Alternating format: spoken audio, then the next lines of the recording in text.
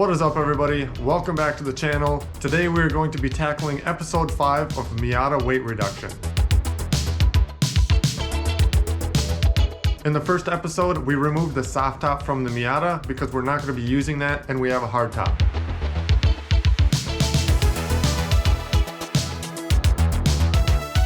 In episode 2, we removed a bunch of steel from the trunk.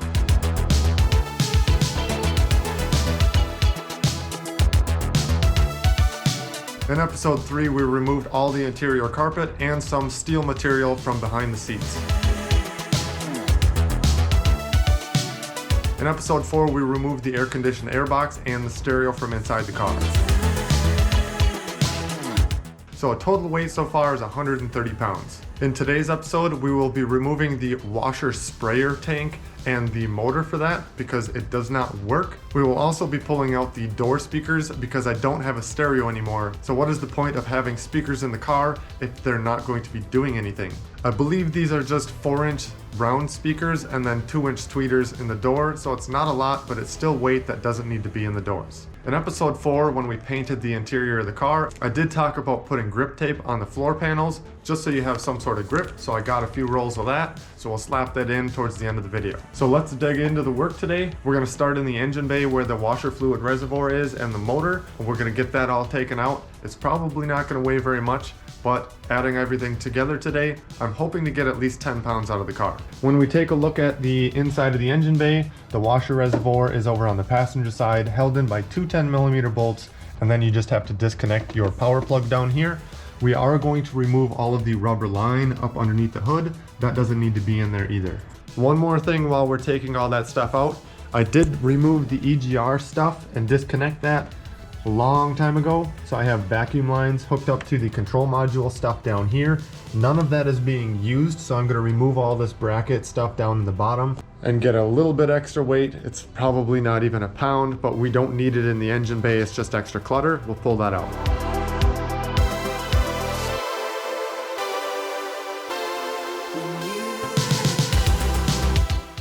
So I was talking about everything that has been pulled out so far. The list is over here, and then total weight of 130 pounds right now. We'll continue adding everything else from today over on this side underneath the 130 pounds.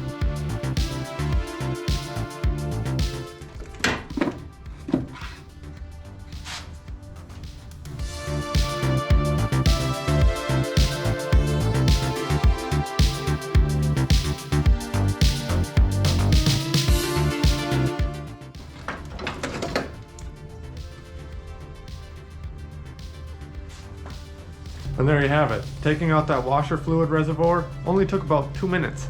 Not very long to take that out. It's unnecessary. We'll get it out of the car. So there's the pile we have started so far. We are adding in the hardware that holds everything in because it does weigh stuff too. In a previous episode, I almost forgot. I did pull the sway bar out of the front of the car. That's not going back in. So we're gonna grab a weight on that front sway bar as well. It's a pretty heavy bar. It's like a 3/4 inch round bar. So we'll get a weight. I'm guessing that front sway bar is at least 5 pounds. The work in the engine bay is now complete. So I'm gonna spin the car around and we'll start tackling the door speakers.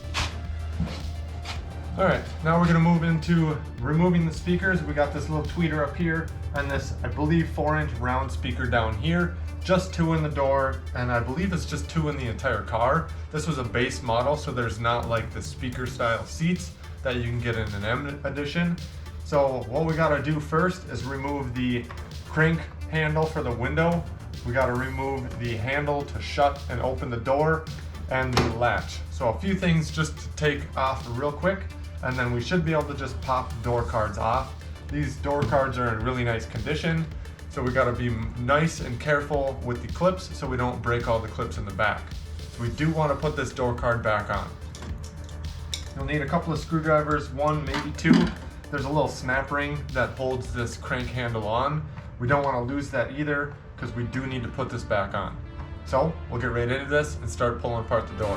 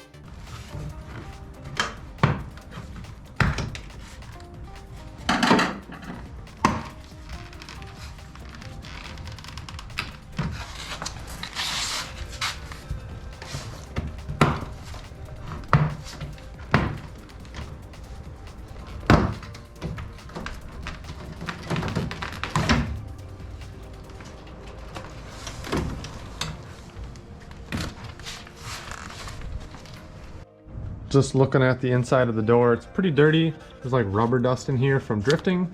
So I'll probably get that all wiped out. I don't really have to, but I still will probably do that. And now it's just these two connectors for this little 2-inch tweeter, which this doesn't weigh very much. But then the 4-inch round one, there's 4 screws. I'm also gonna try and pull all of the wiring for this back out through the door because I no longer need any of the wiring for the speakers.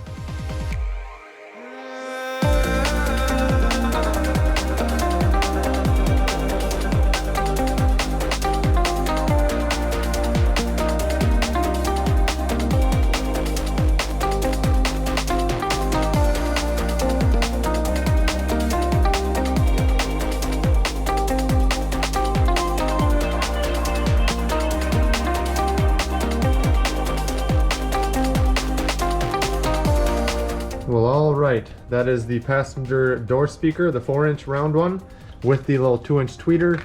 This is an aftermarket speaker, I would assume, from factory or from the stock version. An Alpine is typically not something you would see in a stock vehicle. It's not that it's in bad condition or anything. I could save this for something else in the future. Maybe I can build a small speaker box to house both of the 4-inch ones out of some plywood I have just sitting alongside of the wall right here, and I can maybe just get like a little stereo receiver for inside the garage or something. Maybe. I'll set them off to the side. If they're not bad, they still worked. I just don't have any use for them in the car. Now I'm gonna get this door panel kind of washed off and cleaned up a little bit because it's all dirty, and then I don't think there's much debris or anything inside, but all the wiring is pulled out of the door.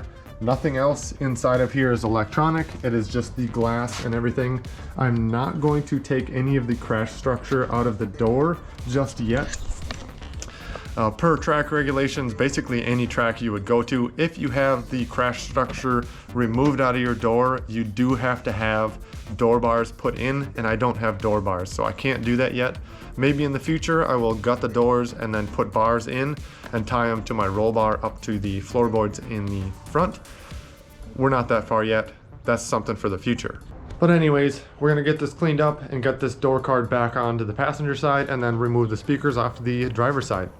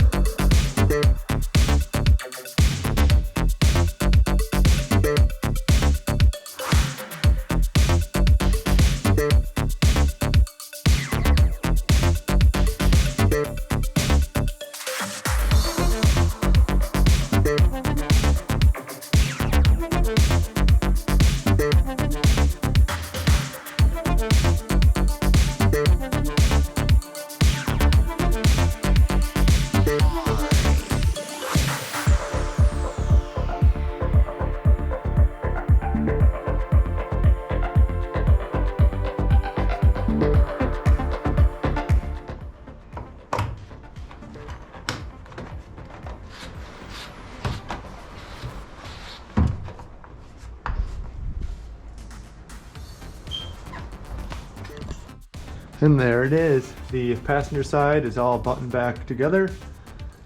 Good to go. Now we'll move on to the driver's side. Alrighty. Let's get ourselves a weight of the stuff that we pulled out so far. Speakers are out, washer fluid tank is out, and we're gonna get a weight on that sway bar, just because I'm curious to know how much that weighs. So I'll try and get this piled into my hands real quick. It's gonna be a little tricky because I have to hold all of the wire as well. But we'll get it. We'll get the screws and everything. Alright, so we're just gonna get a weight of the speakers with all the wiring, and then we'll do the washer reservoir after that.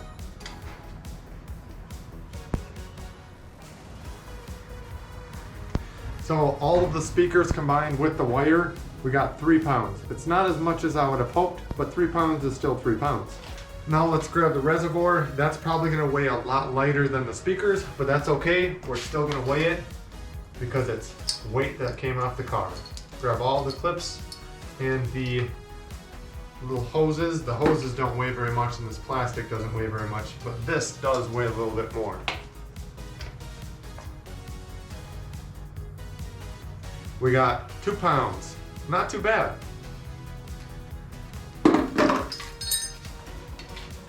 Now for the steel sway bar.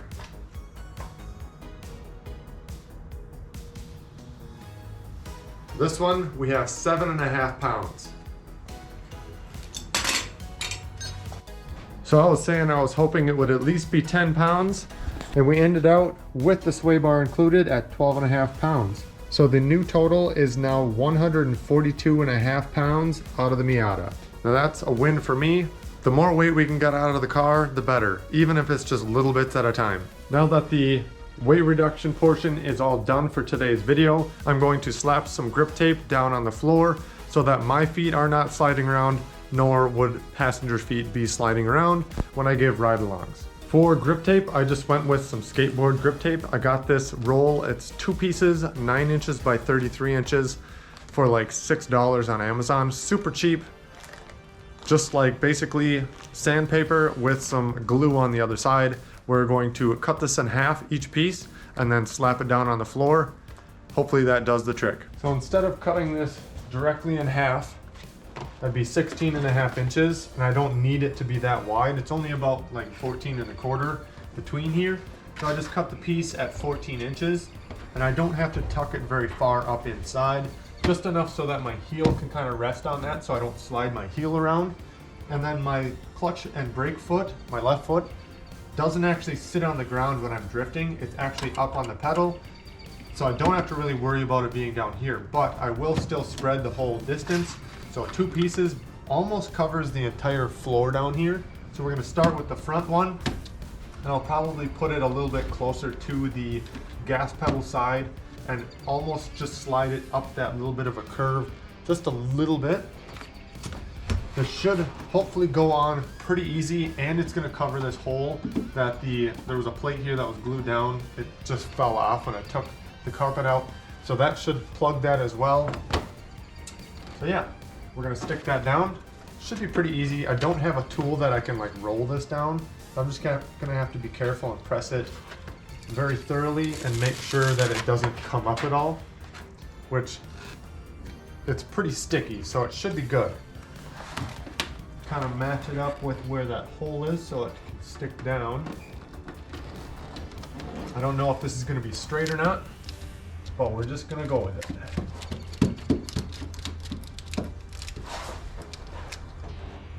I did clean the floor the best I could with like a cleaner so that the glue adheres to the metal the best it can. Like I wanted to give the best chance to stick and adhere so it doesn't come up. Like especially when I'm drifting, I don't want this to move and slide around. So it seems like it's gonna work pretty well. With the little ribs that are on the floor, it's really hard to get that to seal around because this grip tape is pretty thick. So we'll do the best we can to get it at least stuck down a little bit. My heel shouldn't go that far up to where it can catch the lip up here, so we should be fine.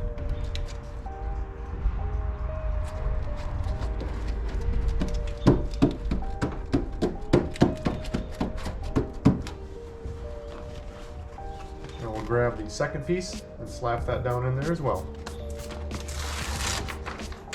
There is a little leftover sliver that I might end up putting onto the clutch pedal. The brake pedal is fine, but the clutch pedal, the rubber is kind of falling apart. So I might just wrap that around with grip tape and give myself a little bit more grip on the clutch pedal itself.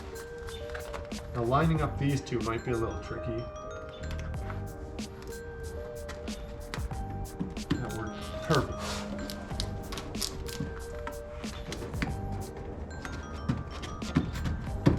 Now again, there's kind of some ribs in the back that we're not going to try and press it down into.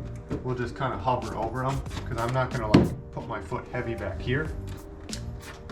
But we do want it to kind of stick down really well. I think that should be good. Just make sure the edges are all stuck down so that it doesn't peel up. And the seam in the middle. Now if I just swing my feet down in here, you'll kind of see what I mean. Like that should be perfect.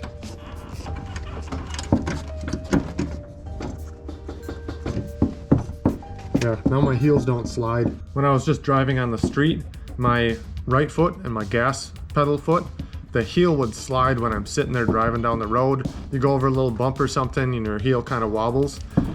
This should hold nice and firm so I don't slip on the pedals and be a lot more accurate, precise. The driver's side grip tape is all in the car. Now we're going to tackle the passenger side and finish this out. That'll about do it. We are all wrapped up for today. We got 12.5 pounds out of the car and we got grip tape on the floor so my feet won't be sliding around while I'm drifting on the track. If you like this kind of content, smash that like button, drop a comment down below, and don't forget to subscribe. Thanks for watching, everybody.